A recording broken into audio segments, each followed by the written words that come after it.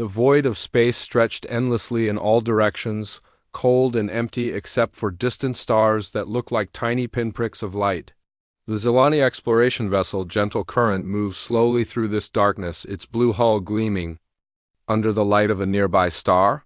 Captain Nyzes stood on the bridge, his tall, thin frame covered in the soft gray fur that marked his people. His large, dark eyes scanned the readings on his screen while his crew worked quietly around him. The Zilani had been exploring this region near the Kepler Nebula for 3 months now. They were peaceful beings who loved to discover new things. About the universe, their ship was built for science, not war. It carried advanced medical equipment and laboratories, but no weapons. The Zilani believed that all life was sacred and should be protected. "Captain," called out Navigation Officer Kren from his station, "we are picking up something strange ahead. It looks like a small craft, but it is not moving." Nyzes walked over to look at the screen. There, floating in the darkness, was a small metal pod. It was badly damaged, with burn marks across its surface and several holes in its hull. Sparks flickered from broken systems inside. "Can you tell what it is?" Nyzes asked. Kren worked at his controls for a moment. "It appears to be an escape pod, Captain. The design is not familiar to us, but there are faint life signs inside." Nyzes felt his heart skip a beat.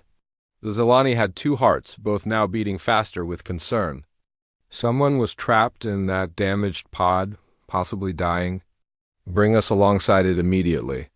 Prepare the medical bay and call Dr. Vila to the docking port." The Gentle Current moved closer to the escape pod. Through the viewports, the crew could see that the pod was in terrible condition. Its emergency lights were barely working, and the hull was cracked in several places.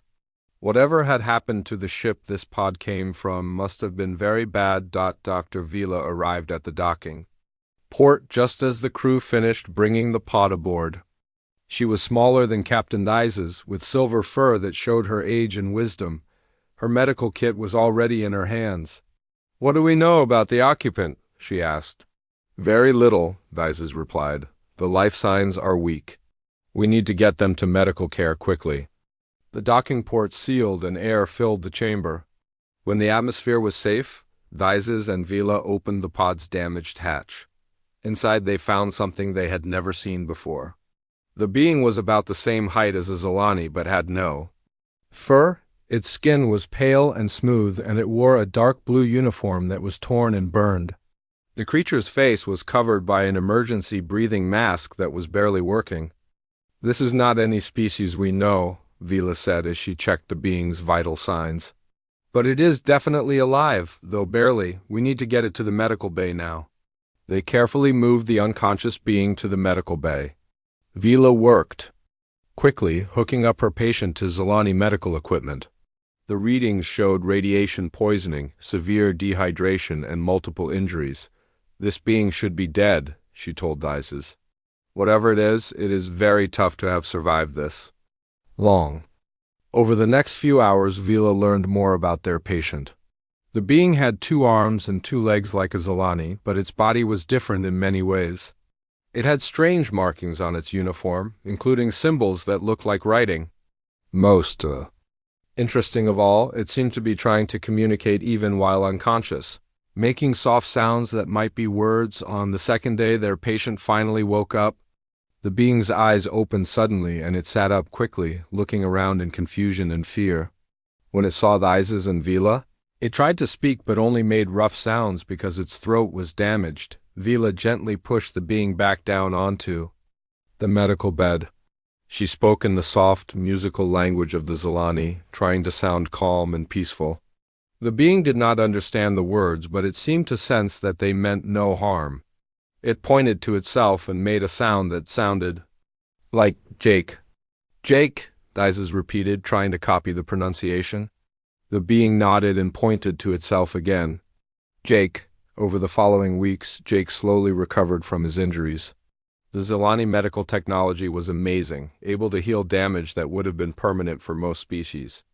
Vila worked day and night to repair the radiation damage to Jake's body. She grew new, healthy cells to replace the damaged ones and used special treatments to restore his strength, During his recovery, Jake began to learn the Zilani language. He was smart and picked up new words quickly. Soon he could have simple conversations with his rescuers. He told them about his people, the humans, and how his ship, the Meridian, had been destroyed in an accident near a dangerous star. He was the only survivor. Jake learned that the Zilani came from a peaceful world called Dice's Prime. They had no armies or weapons because they believed fighting was wrong.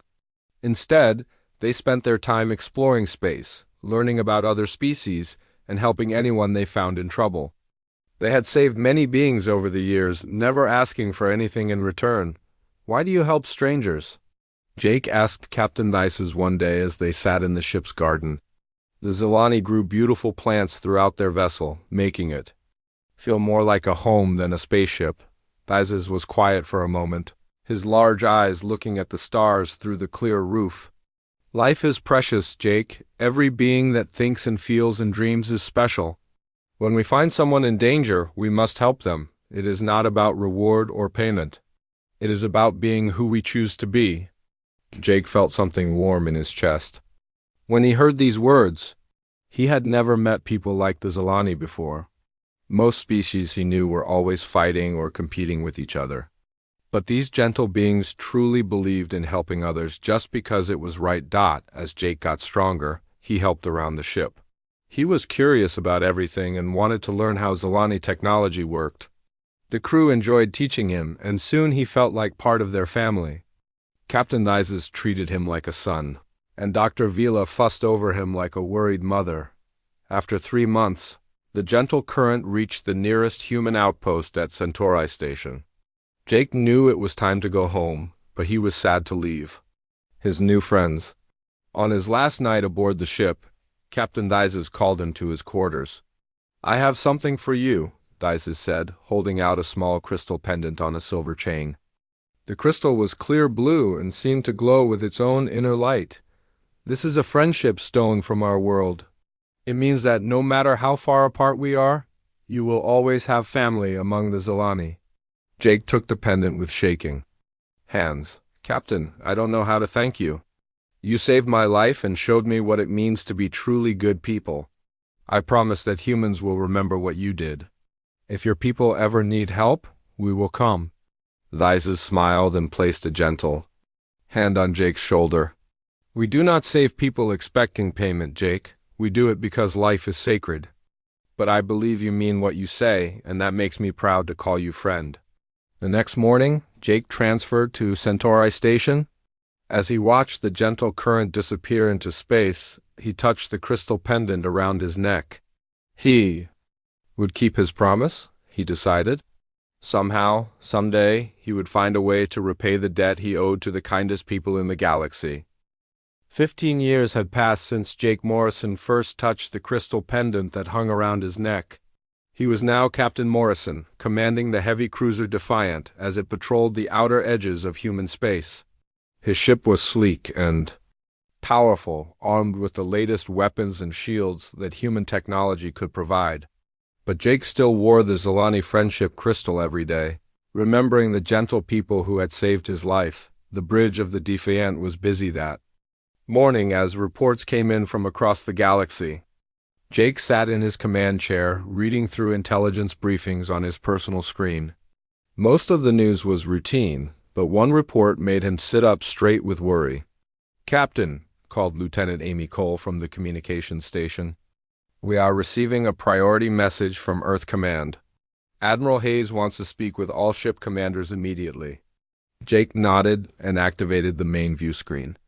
Admiral Lisa Hayes appeared, her face serious and concerned. She was a tough woman who had worked her way up through the ranks by being smart and brave. Her gray hair was pulled back tightly, and her blue eyes looked tired. "Captains," Admiral Hayes began, "we have received disturbing intelligence from our scouts in the Andromeda Arm. A new threat has emerged that could endanger peaceful species throughout that region of space." The screen changed to show a map of nearby star systems. Red markers appeared on several worlds, spreading outward like a disease. Jake felt a chill run down his spine as he recognized the pattern of military conquest. "The Kethver Empire has begun an aggressive expansion campaign, Hayes continued. They are a reptilian species with advanced military technology and no respect for peaceful civilizations. Their strategy appears to be targeting non-military worlds first, using their resources to fuel further expansion. Jake watched as more red markers appeared on the map. The Kethver were moving fast, conquering system after system. Their ships were described as massive and heavily armed, designed only for war and destruction. Intelligence reports indicate that the Kethver choose their targets carefully, Hayes explained. They prefer to attack species that have no military defenses, viewing them as easy sources of materials and slaves. Our analysts believe their next target will be in the Thyses system. Jake's blood turned cold. The Thyses system was home to the Zilani, the peaceful people who had saved his life all those years ago. He gripped the armrests of his chair tightly as he listened to the rest of the briefing. The Zilani have formally requested aid from the Galactic Council, Hayes said. However, the Council's bureaucratic process could take months to approve any action. According to our intelligence, the Kethver invasion fleet will reach Thyses Prime in approximately 6 weeks. After the briefing ended, Jake sat alone on his bridge, staring at the star map. The Thyses system was marked in blue, peaceful, and defenseless. He thought about Captain Thyses and Dr. Vila, wondering if they were still alive after all these years. He thought about the beautiful gardens aboard the gentle current and the gentle beings who believed that all life was sacred. Jake touched the crystal pendant through his uniform shirt. The Zilani had saved him without asking for anything in return. They had shown him kindness when he was dying and alone. Now they were facing extinction, and the galaxy's leaders were too slow to help them. Communications, Jake called out. Get me a direct line to Admiral Hayes, Priority 1. The call took several minutes to connect because Admiral Hayes was in an important meeting. When her face appeared on Jake's screen, she looked surprised to see him. Captain Morrison, what can I do for you? She asked. Admiral, I need to speak with you about the Zilani situation, Jake said. I have personal knowledge of this species that might be important to our response. Hayes raised an eyebrow. Personal knowledge? Explain. Jake took a deep breath and told her the whole story. He described his rescue by the gentle current, his months of recovery among the Zilani, and the friendship he had formed with Captain Thyses and his crew. He showed her the crystal pendant and explained what it meant. These people saved my life when they had no reason to help me, Jake said. They are exactly what the intelligence reports say, peaceful beings who have never hurt anyone. They spend their time exploring space and helping others in trouble. If the Kethver destroy them, the galaxy will lose something precious that can never be replaced. Admiral Hayes listened carefully to Jake's story. When he finished, she was quiet for a long moment. Captain, I understand your personal feelings about this situation, but we cannot commit military resources to defend every peaceful species in the galaxy. The political implications of starting a war with the Kethver Empire could be enormous. Admiral, with respect, this is not about politics, Jake replied. The Zilani represent everything good that exists in space. They help others without expecting anything in return. They save lives because they believe it is right. If we abandon them now, what does that say about who we are as a species? Hayes sighed and rubbed her forehead.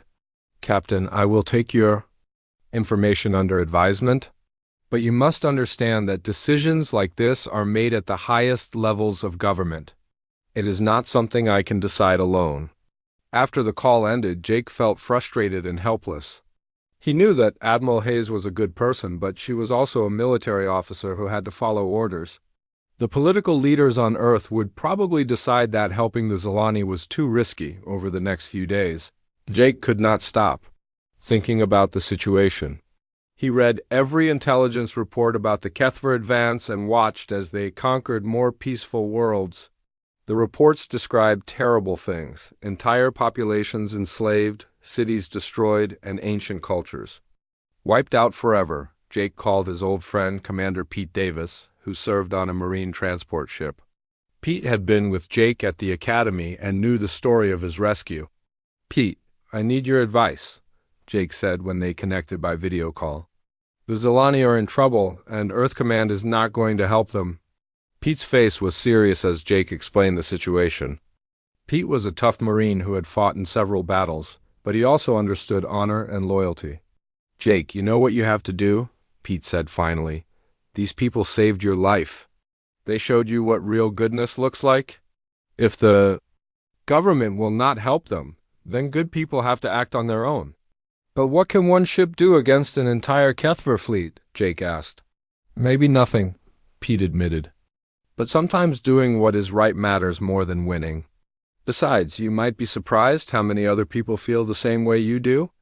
That night, Jake stood alone in his quarters, holding the Zilani friendship crystal up to the light.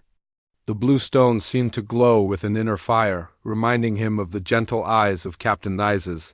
He remembered the old Zilani's words. About choosing who you want to be, Jake made his decision. He would find a way to help the Zilani, even if it meant disobeying orders. He would not let the kindest people in the galaxy die while he stood by and did nothing. The crystal pendant felt warm against his chest as he began to plan. Tomorrow, he would start making calls to other ship commanders, especially those who knew his story.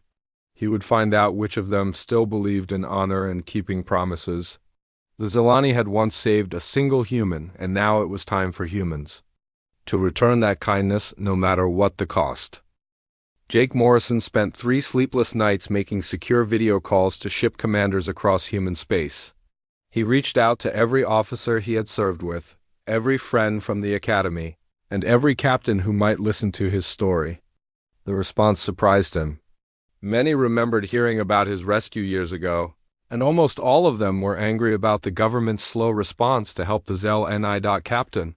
Amy Cole of the destroyer Lightning was the first to offer her support.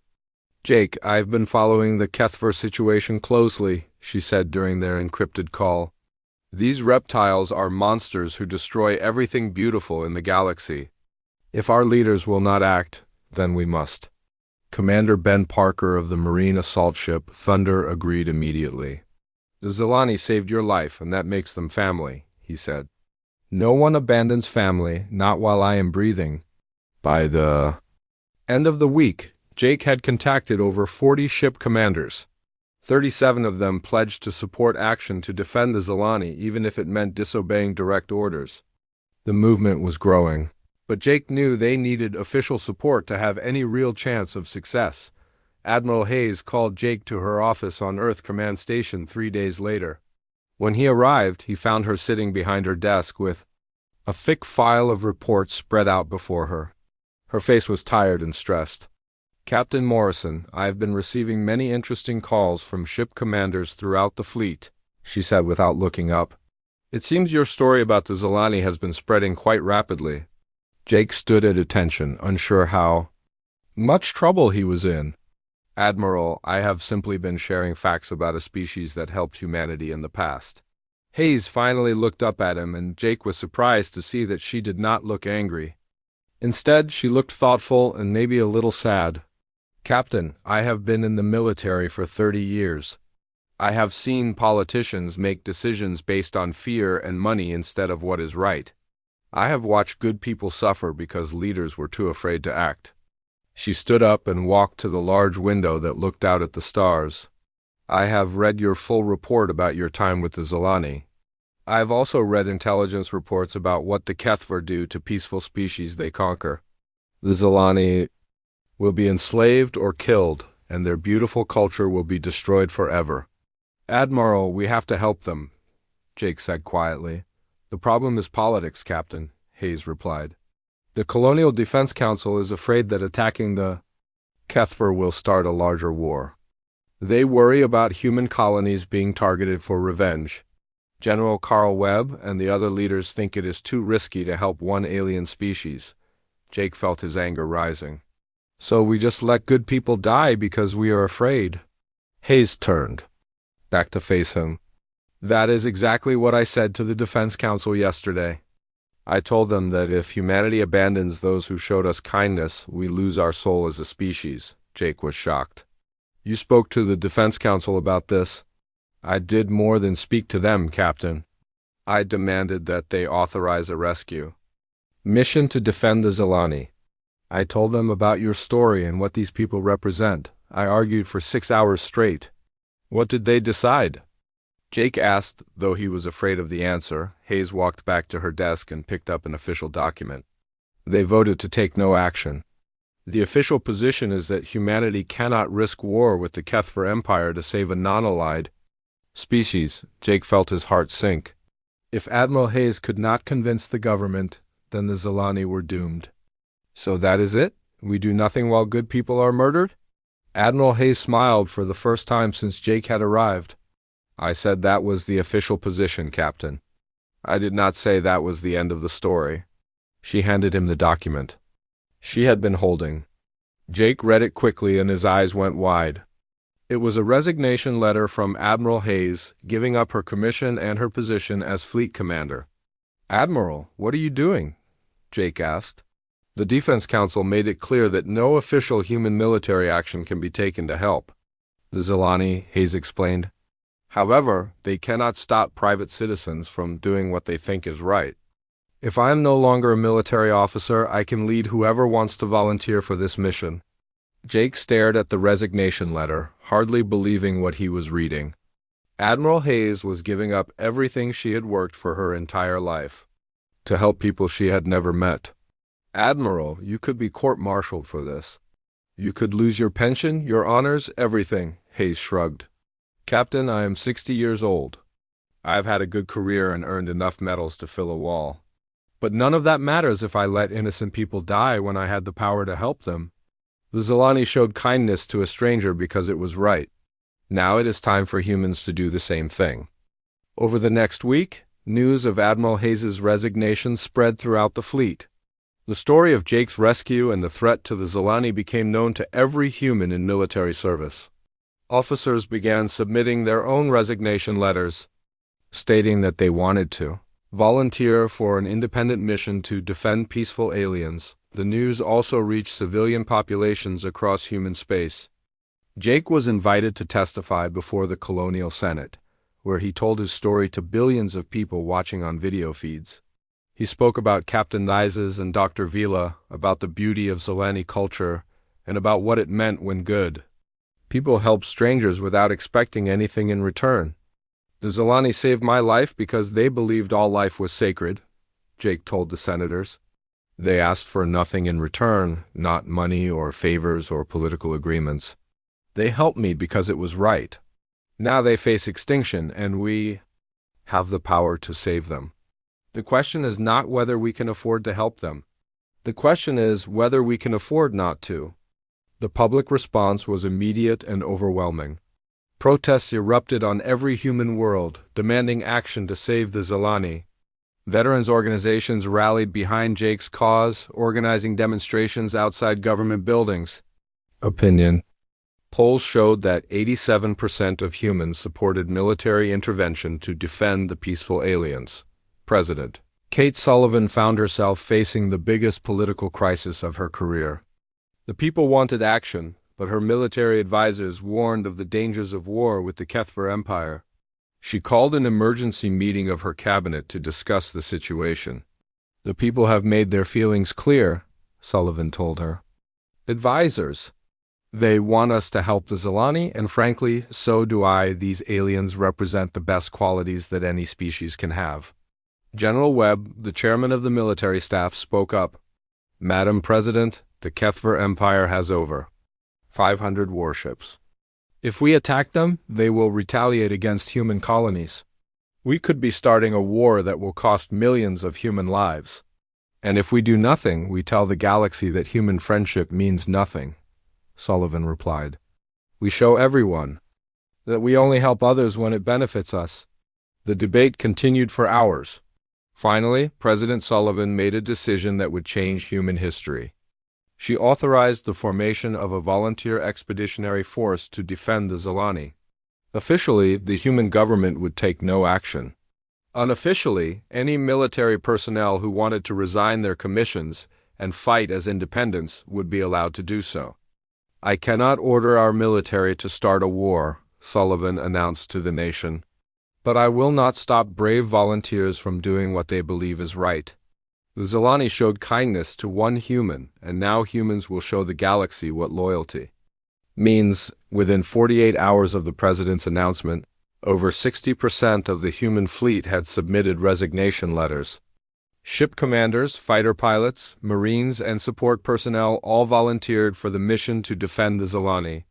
Admiral Hayes, now calling herself Fleet Commander Hayes, began organizing the largest volunteer military force in human history. Jake Morrison looked at the crystal pendant around his neck and smiled. The Zilani had saved one human 15 years ago, and now an entire species was rising to return that kindness. Captain Nizes had been wrong about one thing when they parted at Centauri Station.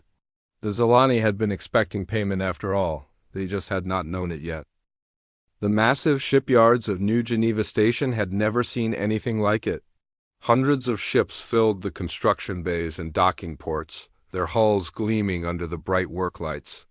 Military vessels sat next to converted cargo haulers, private security ships, and even mining vessels that had been hastily fitted with weapons by their crews. The volunteer fleet was unlike anything in human history. Fleet Commander Hayes stood on the observation deck of her new flagship, watching the incredible sight below. The Retribution was the newest and most powerful ship in the human fleet, originally built to be the crown jewel of Earth's defenses. Now it served as the command ship for an army of volunteers who had given up everything to help strangers. "Fleet Commander," called Captain Jake Morrison as he joined her at the viewport. "The final ship counts are in. We have 143 vessels ready for departure, including 12 heavy cruisers, 31 destroyers, 45 frigates, and 55 support ships." Hayes nodded as she watched maintenance crews working on the ships below. "And how many converted civilian vessels?" 78, including cargo ships fitted with missile pods, mining vessels with improvised armor, and even 3 luxury liners that their owners converted into troop transports, Jake replied. "The creativity has been amazing." Among the converted ships was the former mining vessel Rocky Mountain, whose crew had spent their life savings installing military-grade shields and weapons. Captain Tony Reed, a grizzled asteroid miner, had painted for the Zilani on his ship's hull in bright blue letters. Near him floated the converted passenger liner Stardream, whose wealthy owner had stripped out the luxury cabins and filled the space with fighter bays. Commander Amy Cole was working with the fighter squadrons in Launch Bay 7. She had resigned her commission as soon as she heard about the mission, and now she commanded over 200 volunteer pilots from across human space. Some flew military fighters. Others had brought their own private ships, and a few were flying converted racing vessels that had been armed for combat. "Listen up, people," Amy told her pilots during their morning briefing. "We are not a regular military unit anymore. We are volunteers from dozens of different worlds, flying different types of ships, using different communication systems. But we all share the same goal: protecting innocent people from monsters." The pilots came from every corner of human civilization. Lieutenant Sarah Kim had been a test pilot for the latest fighter designs. Captain Bill Santos was a former racing champion who flew a converted speed racer. Even 17-year-old Marcus Webb, who had lied about his age to join the mission, was there with his father's old cargo shuttle that he had somehow turned into a gun platform. In the Marine sections, Commander Pete Davis was organizing the ground forces. Unlike the Space Navy, the Marines would only be needed if they had to board enemy ships or defend Zilani cities. But Pete knew that the Kethver were ruthless fighters, and any combat would be brutal. "We are going up against an enemy that has never shown mercy," Pete told his volunteers. "The Kethver are bigger and stronger than humans. They have natural armor, and they fight with claws and teeth as well as weapons. But they have never faced humans in battle, and they do not understand what we are capable of when we fight for something we believe in." The Marines included regular military volunteers, but also civilian fighters who had joined the cause. Ranch owner Kate Miller had brought a squad of her ranch hands, all expert marksmen. Former police detective Carl North led a team of urban combat specialists. Even a group of college students had somehow convinced Pete to let them join as support. Personnel, Chief Engineer Matt Stone was perhaps the busiest person on the station. Keeping so many different types of ships supplied and operational was a nightmare of logistics. Military vessels needed standard ammunition and parts, but the converted civilian ships required custom solutions for everything. We have ships that run on 12 different types of fuel, use 8 different communication protocols, and fire ammunition that ranges from standard military rounds to improvised mining charges, Matt explained to his team of volunteer engineers. Somehow we have to keep all of them working long enough to fight a battle. The engineering volunteers were just as diverse as the rest of the fleet. Corporate engineers had left high-paying jobs to help maintain the ships. University professors brought their students to help with technical problems. Even retired engineers had come out of retirement to contribute their knowledge. 3 days before departure, a small Zilani ship arrived at New Geneva Station. It was barely larger than a shuttle, and its design was clearly built for peaceful exploration rather than war. The arrival caused excitement throughout the volunteer fleet. As most humans had never seen a real Zilani vessel, Fleet Commander Hayes and Captain Morrison met the Zilani delegation at the main docking port. Jake's heart raced as he recognized the elderly figure stepping off the ship. Captain Nyses looked much older than Jake remembered, his gray fur now almost white and his movements slower. But his large dark eyes were the same, full of wisdom and kindness. "Captain Nyses," Jake said, stepping forward with tears in his eyes, "I never thought I would see you again." The old Zilani smiled and embraced Jake gently. "My young friend, you have grown into a fine leader. When we heard about this fleet gathering to help us, I could not believe that the small human I once rescued had inspired so many people to risk their lives for strangers." With Captain Nyses was a younger Zilani female who looked very much like him. "This is my daughter, Commander Lyra," Nyses explained. "She now commands the Gentle Current, and she wanted to meet the human who has become legend among our people."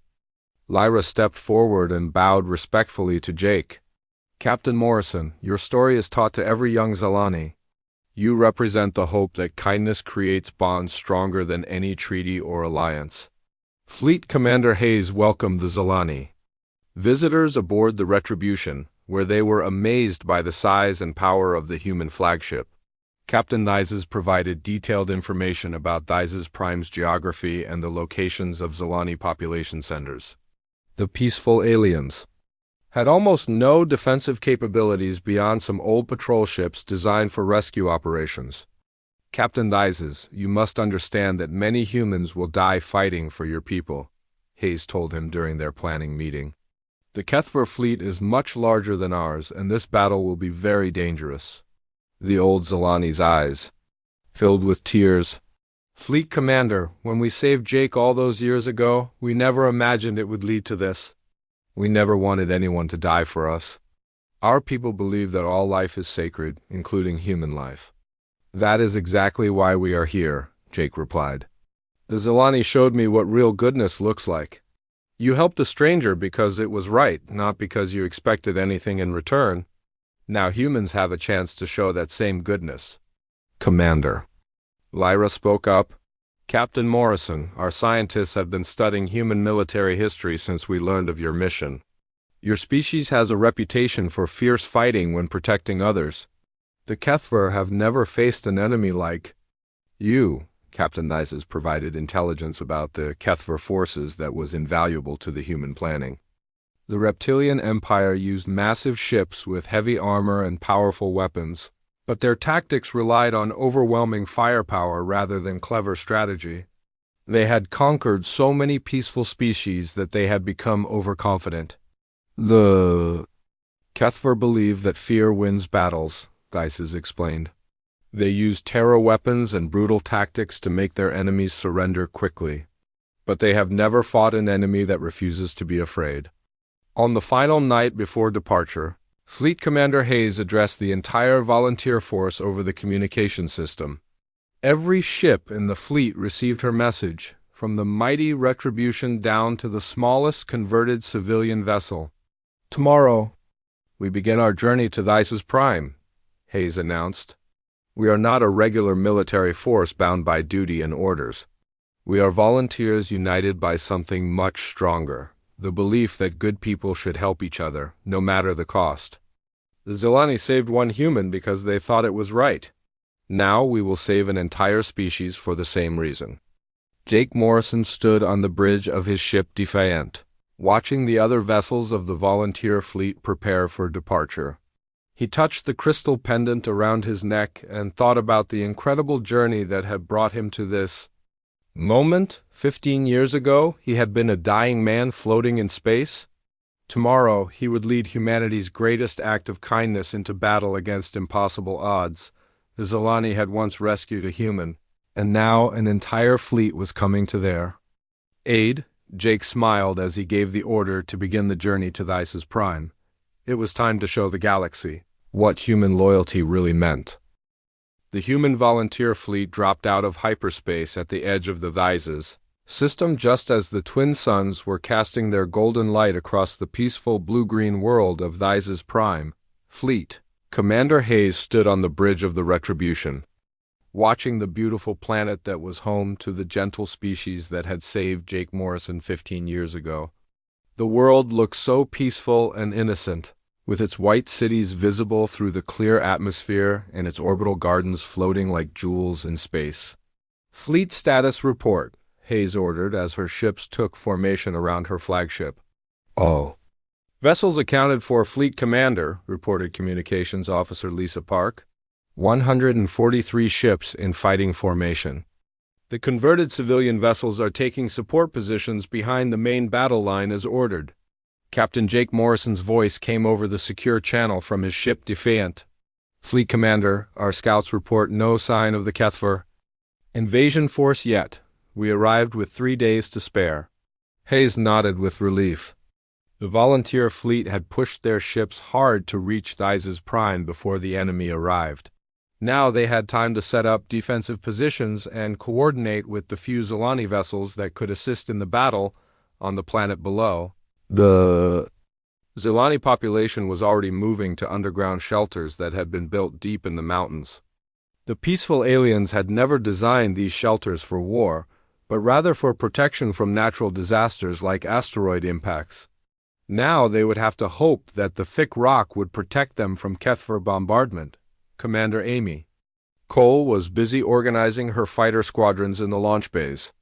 Her pilots came from dozens of different worlds and flew many different types of ships, but they had trained together during the journey to Thysis Prime. She knew they were ready to fight, even though most of them had never been in real combat. The four, remember your training, Amy told her pilots over the squadron communication channel. The Kethver fighters are bigger and more heavily armed than ours, but they are also slower and less maneuverable. Use your speed and work together? No heroics, just teamwork.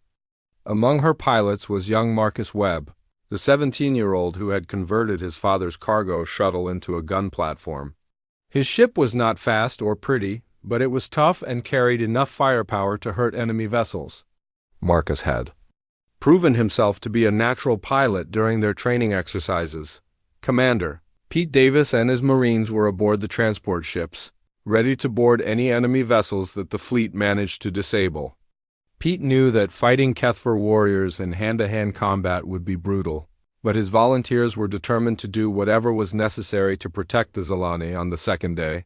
Captain Thysis and his daughter Commander Lyra brought their small exploration ship Gentle Current alongside the Retribution. The old Zilani vessel looked tiny next to the massive human dreadnought, but it carried sensors that were more advanced than anything in the human fleet. Fleet Commander Hayes, Captain Thysis reported from his bridge. Our long-range sensors are detecting movement at the edge of the system. The Kethver fleet has arrived. Hayes felt her stomach tighten as she watched the tactical display. Red contacts began appearing on her screen, dozens of them, all much larger than her ships. The Kethver invasion force was massive, with 300 warships led by a gigantic dreadnought that was twice the size of the Retribution. "Dear God," whispered Lieutenant Park as she stared at the enemy formation. "There are so many of them." The Kethver fleet moved slowly into the system, their dark ships looking like predators stalking prey. Their formation was designed to inspire fear, with the largest vessels in front and smaller ships spread out in a wide net. At the center of the formation was the enemy flagship, a monstrous vessel covered in weapons and armor, a communication. Signal came from the Kethver flagship, and Hayes ordered it to be put on the main screen. The bridge filled with the image of Warlord Scare, the reptilian commander of the invasion force. He was enormous even for his species, with dark green scales and yellow eyes that seemed to glow with cruelty. When he spoke, his voice was deep and threatening. "I am Warlord Scare of the Kethver Empire," the alien announced. "This system now belongs to us. The weak creatures on the planet below will surrender immediately or be destroyed. Any ships that do not withdraw will be eliminated." Hayes stepped forward so that Scare could see her clearly. "I am Fleet Commander Hayes of the Human Volunteer Defense Force. This system is under our protection. If you want this world, you will have to go through us first." Scar's eyes widened with surprise and then narrowed with anger. "Humans! We have heard of your species, but you are far from your territory. You have no business interfering with Kethver expansion." "We made it our business when you decided to attack our friends," Hayes replied calmly. "The Zilani are under human protection. Now, turn around and leave, or face the consequences." The reptilian warlord threw back his head and laughed, a sound like grinding metal. "You bring 100 ships against 300, and you threaten me. Your species is either very brave or very stupid," Hayes smiled coldly. "You are about to find out which one." The communication ended, and both fleets began moving into battle formation. The Kethver ships spread out in a massive line, trying to surround the smaller human force. Their ships were huge and heavily armored, built like flying fortresses designed to crush enemies through sheer firepower. The human fleet took a different approach. Hayes ordered her ships into a tight formation that would allow them to support each other. The volunteer fleet might be outnumbered, but they had something the Kethver did not. They were fighting for something they believed in. "All ships. This is Fleet Commander Hayes," she announced over the fleet communication channel. "Today we fight for the Zilani, but we also fight for everything good in the universe. We fight for the idea that kindness should be rewarded, not punished. We fight so that peaceful people can live without fear. Make every shot count." The battle began when the Kethver opened fire with their long-range weapons. Massive energy beams and missile volleys streaked across space toward the human fleet. Hayes watched as her ships scattered to avoid the incoming fire, their pilots using every trick they knew to stay alive, return fire. Hayes ordered, "Target their largest ships first." The human fleet unleashed its own weapons, sending waves of missiles and energy beams toward the enemy formation. The volunteer ships might be smaller, but they were faster and more maneuverable than the Kethver vessels. Captain Morrison's Defiant led a daring charge against the enemy line.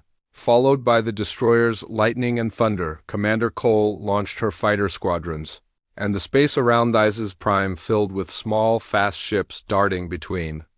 The larger vessels, the human pilots used hit-and-run tactics, striking at enemy ships and then disappearing before the Kethver gunners could target them. Young Marcus Webb proved that his converted cargo shuttle was tougher than it looked. His ship took several hits from enemy fighters but kept fighting, its improvised weapons doing surprising damage to Kethver vessels. "Come on, you ugly lizards," Marcus shouted over his radio. "Let's see how you like human stubbornness." The battle raged for hours, with both sides taking heavy losses. The human fleet lost several ships, including the converted mining vessel Rocky Mountain, whose crew died fighting to the last man. But the Kethver were also suffering, their rigid battle tactics no match for human creativity and determination. The turning point came when Captain Morrison led a desperate assault on the enemy flagship. The Defiant, followed by a squadron of destroyers and converted civilian ships, charged straight at Warlord Scar's massive dreadnought. The enemy ship's weapons tore into the attacking human vessels, but they kept coming. "All Marines, prepare." For boarding action, Commander Davis announced as his transport ships followed the attack. "We are going to take that flagship and end this battle." The human Marines, led by Pete Davis himself, blasted their way through the Kethver ship's armor and fought a vicious battle in the corridors of the enemy vessel. The reptilian warriors were bigger and stronger than humans, but the Marines fought with a fury that surprised their enemies. They were not just fighting for victory, they were fighting for the gentle people who had shown kindness to a stranger 15 years ago. Pete Davis and Warlord Scare met in personal combat on the bridge of the Kethvar flagship. The reptilian warlord was twice Pete's size and armed with natural claws that could cut through armor, but the human marine had something his enemy did not. He was fighting for love, not conquest. The fight was brutal and bloody, but in the end, Pete's determination won. Warlord Scare fell, and with their leader dead, the Kethvar fleet began to break apart. Some ships tried to continue fighting, but most fled when they realized their cause was lost. As the enemy retreated, Fleet Commander Hayes looked around at what remained of her volunteer fleet. Nearly 30 human ships had been destroyed, and thousands of brave volunteers had died defending people they had never met. But Dize's Prime was safe, and the Zilani would live to continue their mission of helping others.